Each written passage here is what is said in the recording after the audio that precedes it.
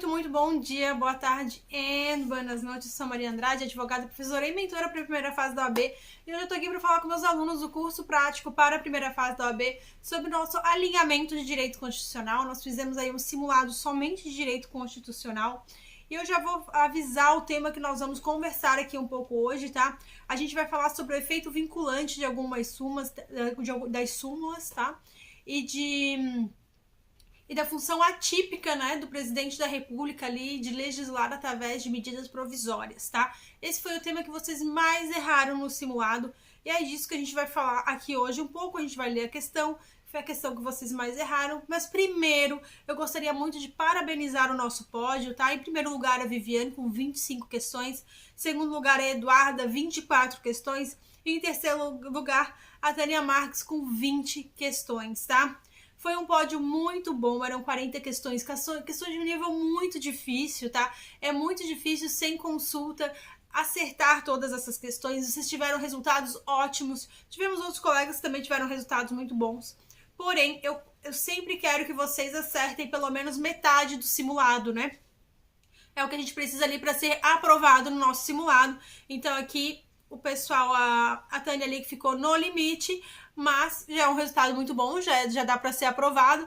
E a Eduarda e a Viviane com resultados extraordinários, muito além do esperado, tá? Meus parabéns para todo mundo que fez o simulado, tá? Mesmo você que não tá conseguindo estudar, que não tá conseguindo fazer as coisas que você se propôs, porque por falta de organização, provavelmente, porque eu sei que dá tempo, porque eu sei que sempre dá para dormir um pouquinho mais tarde, eu sei que sempre dá para acordar um pouquinho mais cedo, tá? Depende aí da gana que você tá colocando nesse objetivo, lembrando que a prova não vai esperar por vocês, tá? Eu até entendo quem me manda mensagens, explicando por que não tá conseguindo estudar, mas, gente, entendam que isso muitas vezes vocês fazem para o cérebro de vocês ficar mais tranquilo em relação a isso. Ai, não, mas eu me expliquei, então tá tudo bem, sabe? Eu vou sempre entender, tá? Tá tudo bem, gente, tá? Não tem problema. Mas a prova não vai esperar. Eu sei que dá uma sensação de mais tranquilidade por ter se justificado, né? E essas coisas. Mas assim, eu já vou dar um puxãozinho de orelha, porque isso não vai fazer a prova demorar mais tempo. Isso não vai fazer com que a prova fique mais fácil. Isso não vai fazer com que o examinador lá que está escrevendo as questões se sensibilize pelo momento que vocês estão passando. Eu sei que é duro ouvir isso, tá? Eu sei que é complicado de ouvir isso, mas é exatamente isso que vai acontecer, tá? A prova vai chegar de qualquer jeito. Então, assim, eu sei que é muito cansativo, vocês podem ter certeza que eu sei. Eu tinha 2 estágios, mais a faculdade de noite, andando de ônibus em Florianópolis, o que é uma coisa horrível de andar de ônibus por aqui o dia inteiro. São vários ônibus para ir para qualquer lugar, muito trânsito, muito difícil. Eu sei o quanto é difícil, tá? Mas eu também sei que é possível. E eu também sei que vocês têm que se esforçar um pouco mais. Eu não tô falando para todos, tá? Tem pessoas aqui que estão muito esforçadas, que estão muito engajadas aí no propósito, né? Que nosso propósito é a aprovação. O grande sabotador de vocês é a ansiedade. É isso que faz com que muitas vezes vocês travem e nem consigam mais estudar.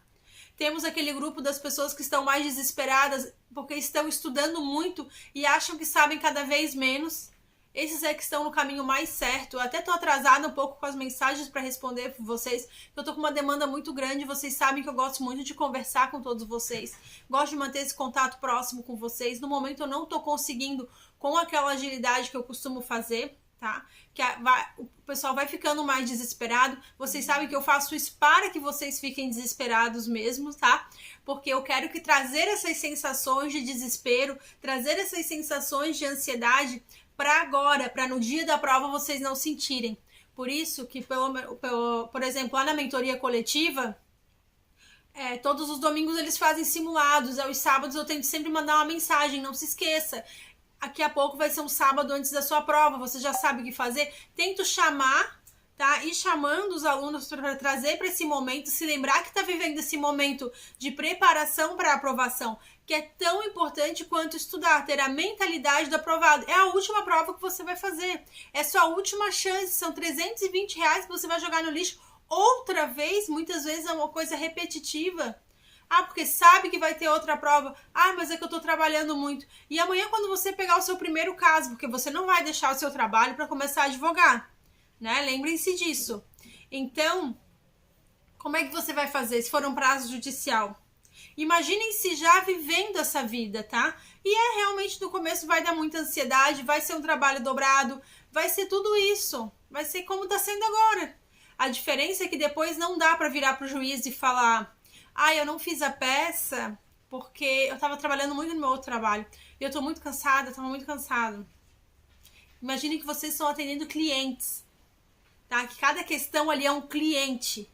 E daqui a pouco realmente vai ser e vocês realmente vão ser pagos para isso, tá? Então vocês têm que ser bons, vocês têm que ser comprometidos com o propósito que vocês se vincularam a esse propósito de livre e espontânea vontade lá atrás, no dia que fizeram a matrícula na faculdade, tá? E eu sei que vocês conseguem, porque se conseguiram chegar até aqui, conseguem fazer mais uma prova.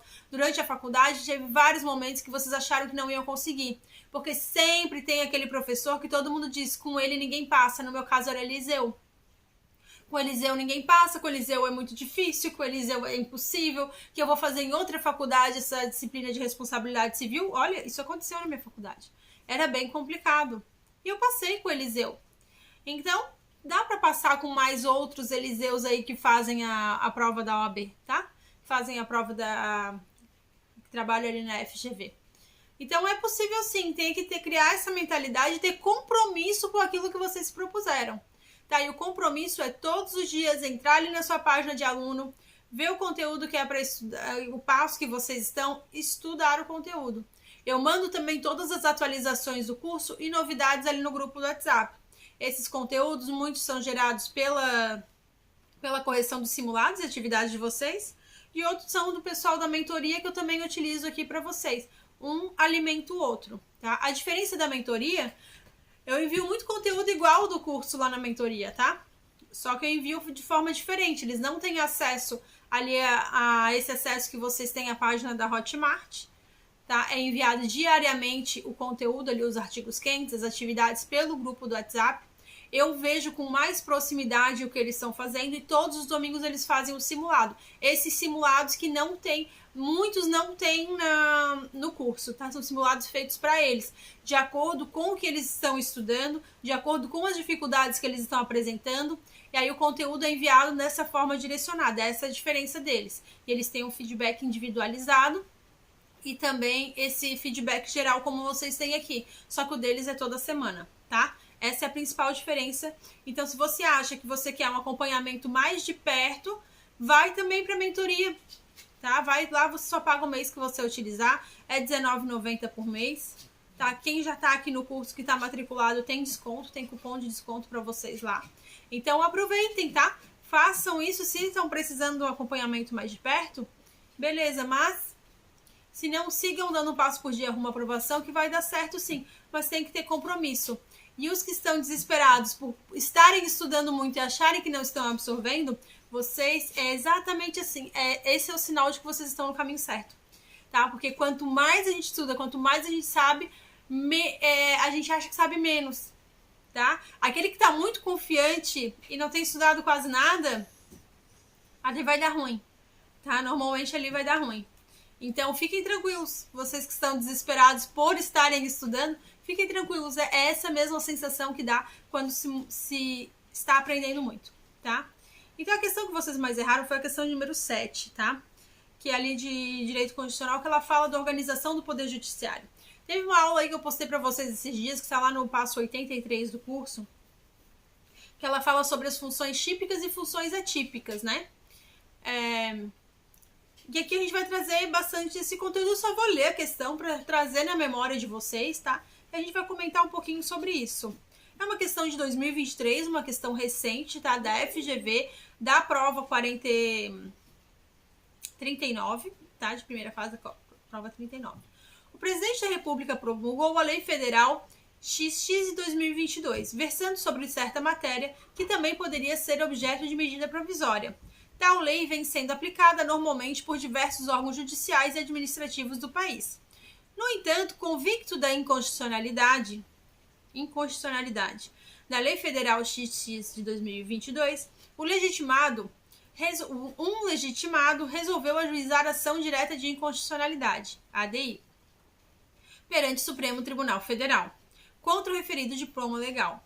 No julgamento da ADI, o plenário do STF resolve, por maioria absoluta de 6 ministros, julgar procedente pedido e declarar a inconstitucionalidade da Lei XX de 2022.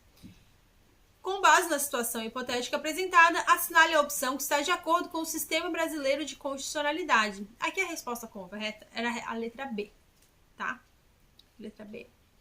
Que é, o presidente da República poderá editar medida provisória sobre a matéria, porque ao exercer a função legislativa não está vinculado à decisão definitiva de mérito do STF, proferida em sede da ADI. Vejam, é uma função atípica, tá? Do presidente da República legislar, nesse caso aqui, tá? Ele tem essa função atípica. Eu não quero me atropelar nas coisas que eu anotei aqui para falar, tá? E essa questão, ela é muito boa porque traz essa vinculação, tá, das súmulas, ao que elas estão vinculadas. E lembrando que o STF, ele pode mudar a decisão dele, tá? Quando ele tem uma súmula ou como ele tem um entendimento ali proferido, ele pode alterar esse entendimento depois. Ele não vira uma cláusula pétrea que não pode mais ser alterada, tá? Pode haver essa alteração, sim. Lembrar que quando falamos de efeito vinculante, não se vincula o poder legislativo no que diz respeito à função de legislar, certo? E nem mesmo o pleno do STF. Essa parte aqui, ó, não se vincula o poder legislativo no que diz respeito à função de legislar, eu falei muito na aula que eu gravei lá para o passo 83, tá? Caso assim fosse, esse nunca poderia mudar de opinião ou rever os seus entendimentos. Ou seja, quando falamos de uma decisão com efeito vinculante, que é o caso, né, dessa decisão aí da ação direta de inconstitucionalidade, temos que essa decisão, que é a decisão que vincula todos os demais órgãos do Poder Judiciário, além de toda a administração pública, certo? Porém, não há vinculação do Poder Legislativo nem do próprio STF. Tá? O STF mesmo, ele não fica nunca vinculado, tá?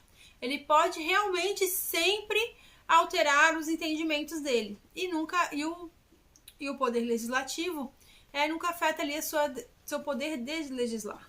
Dessa maneira, o próprio STF pode decidir de maneira diversa em momento posterior, no âmbito de outra ação. Por exemplo, disso são os cancelamentos de súmula ou modificações pela própria Corte. Ademais, também não há impedimento para o Poder Legislativo criar normas em caráter diverso da decisão proferida em algum julgamento.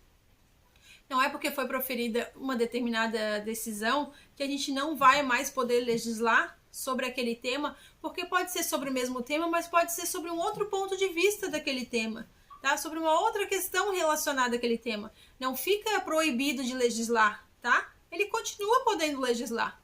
Não afeta essa função de legislar do Poder Legislativo. Ele pode continuar legislando. Se isso depois vai passar, se isso depois vai ser considerado inconstitucional ou não, vai haver um veto, alguma coisa, é outra história, tá? Mas legislar ele pode. Lembrem-se disso, ele pode legislar. O que vai acontecer depois com essa legislação não nos cabe aqui discutir.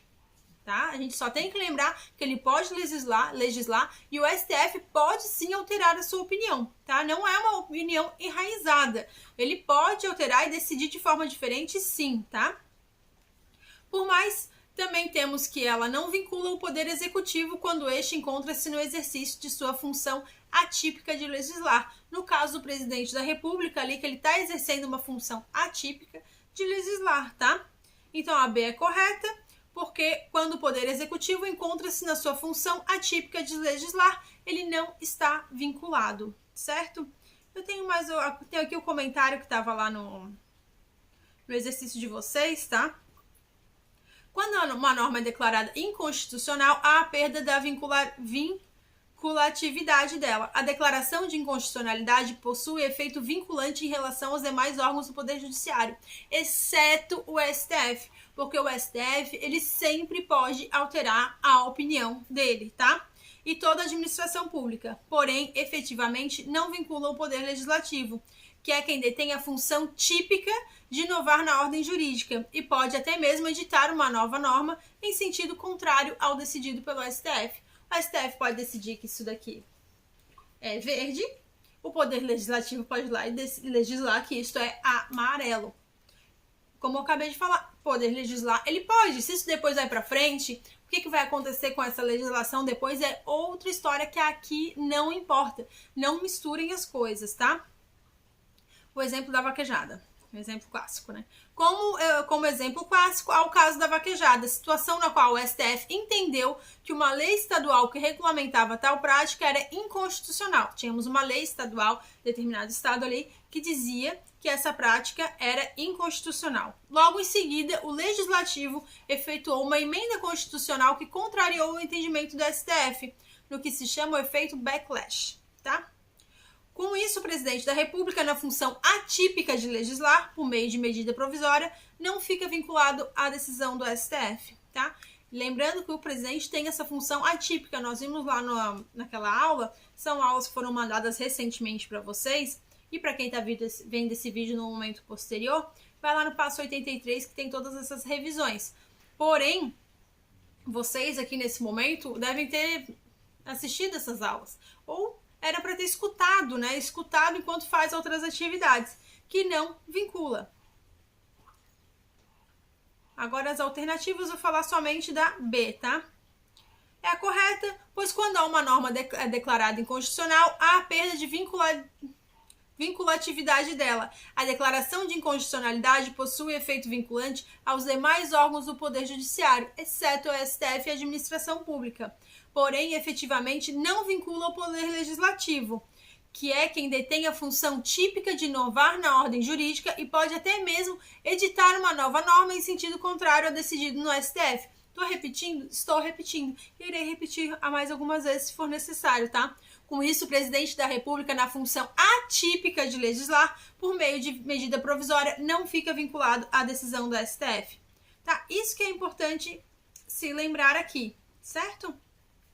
Acompanhe essas aulas de revisão. Eu vou trazer uma outra aula para vocês. No passo 25, vocês têm umas aulas também de constitucional um pouco mais extensas, tá?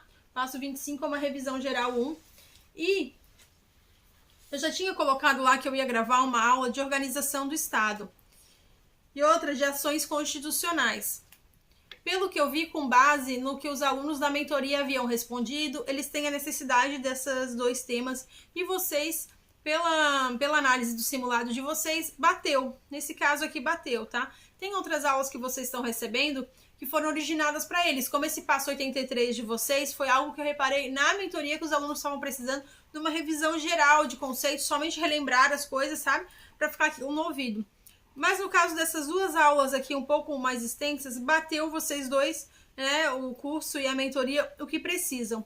Então eu vou gravar essas duas aulas de organização do Estado e ações constitucionais para vocês, tá? Porque realmente está sendo necessário.